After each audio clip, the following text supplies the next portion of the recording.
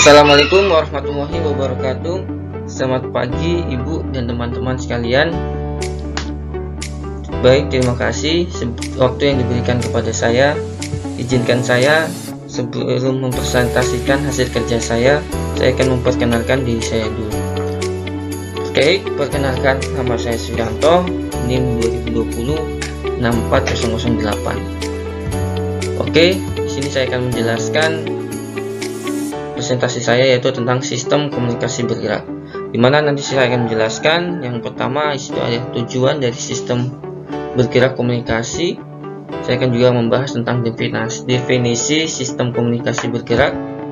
Saya akan menjelaskan juga dengan pembahasan di sini ada konsepnya, ada punya pengertiannya dan strukturnya dan jenis-jenisnya dan lain-lain nanti yang akan dijelaskan. Kemudian ada generasi telepon bergerak.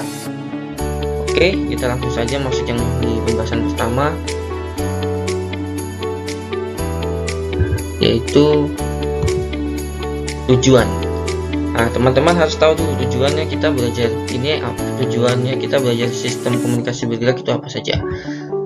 Ya, pertama kita harus tahu memahami propagasi gelombang radio pada sistem komunikasi bergerak.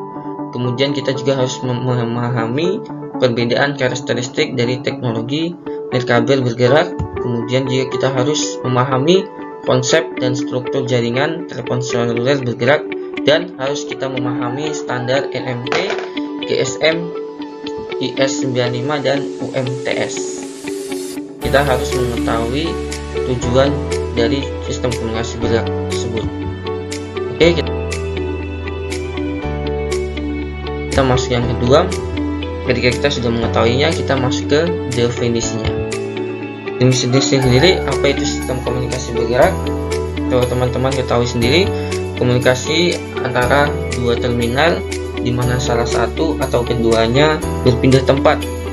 Dalam hal ini, berpindah yang dimaksud terjadi pada sistem komunikasi radio yang tidak menggunakan kabel sebagai media transmisi atau menggunakan namanya wireless.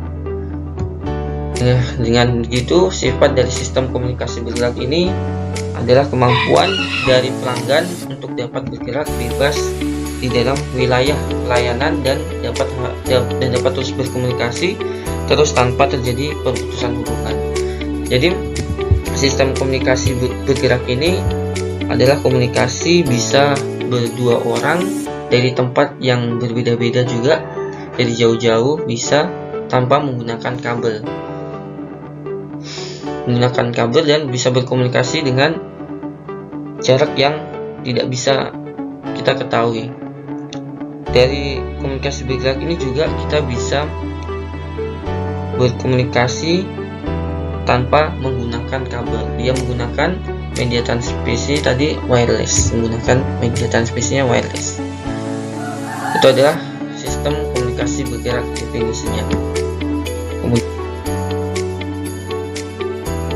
Kemudian kita masuk yang di pembahasan. Nah, pembahasan ini yang pertama kita harus tahu permasalahan utama pada sistem komunikasi bergerak. Yang pertama kita harus tahu bagaimana suatu sistem ini didimensioning agar komunikasi masih tetap dapat berlangsung meskipun dalam keadaan bergerak dapat berlaku. Kemudian yang kedua kita harus tahu bagaimana sistem telekomunikasi ini yang cocok untuk mendukung sistem komunikasi bergerak. Dan yang ketiga kita harus tahu bagaimana caranya agar tiap-tiap sub area ini tersebut dapat saling berkomunikasi sehingga pelanggan dimanapun dia selama masih dalam coverage sub area atau sel hubungan, komunikasi masih dapat dilakukan. Jadi kita harus tahu permasalahan utamanya pada sistem komunikasi bergerak. Oke, selanjutnya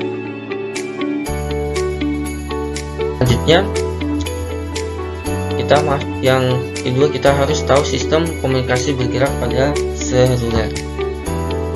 Yang mendasari perkembangannya yaitu yang pertama kita keterbatasan spektrum frekuensi, yang kedua kita efisiensi penggunaan spektrum frekuensi. Kemudian parameter dasarnya itu ada frekuensi, Gauss atau Dan yang kedua, kita harus tahu konsep handoff. Nah, ini teman-teman, yang berikutnya dikirim ke PLSTN. PLSTN ini adalah sistem komunikasi yang berbasis sirkuit yang mempunyai perangkat-perangkat, yaitu senter, jaringan, dan pesawat telepon. Dan jaringan PLSTN ini hanya melayani layanan suara, dan setiap filenya ini diberikan kanal tersendiri dan tidak ada penggunaan yang lain dapat menggunakan kanal tersebut selama sel itu masih terhubung dengan jaringannya. Kemudian mobil operator yang dia mengirim ke mobil control equipment, dia mengontrol dua tempat, yaitu dia mengontrol ke bus stasiun yang itu mengontrol dua bus stasiun. Yang pertama, bus stasiun yang pertama dia mengirim ke bus stasiun atau pemancar pengirim yang berpembicaraan, kemudian dia kirim ke bus stasiun yang kedua, pemancar yang penerima. Jadi ini adalah bus mobil telepon server network. Dia punya struktur pengiriman jaringannya. Ini gambarannya seperti ini. Teman-teman mungkin bisa mengetahui ini sendiri. Oke, selanjutnya kita masuk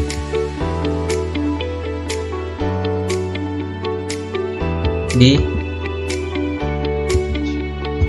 pembahasan yang lain, yaitu di konsep dasar sistem seluler. Konsep seluler sendiri kita harus memahami menggunakan banyak transmitter dengan power rendah untuk mengcover area tertentu. Kemudian satu area metrofield dibagi dalam area-area kecil sel yang masing-masing dilayani oleh sebuah low power transmitter. Kemudian kapasitas kanalnya menjadi lebih besar secara teoritis dan dibandingkan dengan sistem tradisional di mana N ini adalah jumlah selnya. Kemudian untuk menghindari terjadinya interferensi, sel yang berdekatan tidak boleh menggunakan frekuensi yang sama.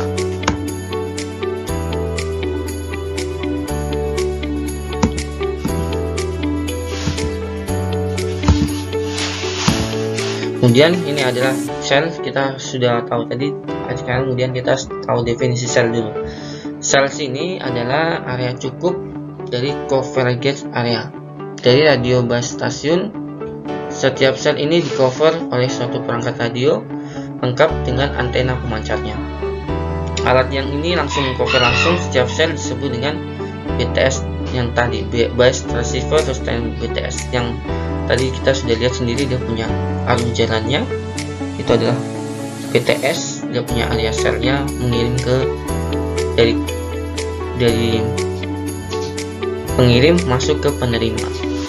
Oke, jadi situ kita juga memahami bahwa setiap sel ini di cover oleh suatu perangkat radio lengkap dengan antena pemancarnya. Alat yang langsung mengcover langsung tiap sel disebut dengan BTS, base transceiver station. Berdasarkan ukuran luasnya, jangkauan sel ini dapat dibagi menjadi 3 jenis, yaitu yang pertama makrosel, di mana R lebih dari 5 km, biasanya jaraknya 7 km. Kemudian yang kedua mikrosel, di mana 1 kurang lebih R kurang lebih 3 km jaraknya. Kemudian yang mikrosel ini di mana dia punya R-nya ini kurang dari 1 km. Nah, ini adalah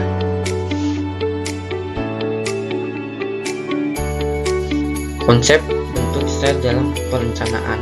Teman-teman lihat sendiri, ini ada bentuk-bentuknya, ada tiga bentuk, dan di sini juga ada BTS-nya. Nah, ada 3 bentuk sel. Yang pertama di sini ada, kita lihat teman-teman, yang bentuknya lonjong, ini adalah bentuk kenyataan sebenarnya. Ini adalah convergence. Untuk convergence, tiap sel berbeda-beda tergantung kondisi areanya. Contoh areanya jaraknya jauh dan sinyalnya jelek, maka bentuk selnya seperti ini. Kemudian ada juga jenis yang kedua, yaitu bentuk sel yang namanya ideal. Konfigurasinya setiap sel ini berbentuk lingkaran dengan radius yang sama. Maksudnya bentuk sel yang berbentuk lingkaran ini dia ideal, jaringannya selalu ada dan baik untuk berbicara dengan radiusnya yang sama. Kemudian jenis yang ketiga yaitu anggapan ideal atau disebut dengan Pitius. Ini konfigurasi setiap selnya berbentuk segi 6 beraturan. Dia punya ini beraturan. Oke, selanjutnya kita bahas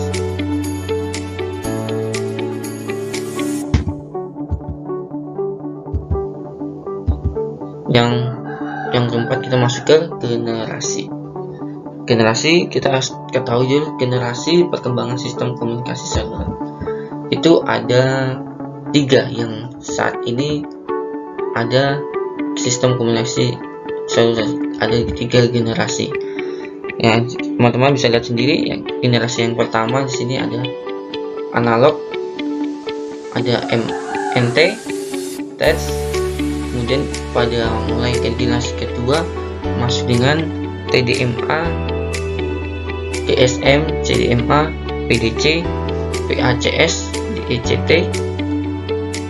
Kemudian masuk yang ke generasi yang ketiga dengan masuk dengan HG, BDCMA, CDMA 200, PTDMA. Ini adalah perkembangan sistem komunikasi seluler dari generasi awal sampai ke generasi ketiga. Mungkin itu saja yang saya bisa sampaikan pada presentasi pagi hari ini. Jika ada kurang dan lebihnya, saya mohon maaf. Untuk itu, sekian dan terima kasih. Wassalamualaikum warahmatullahi wabarakatuh. Selamat pagi.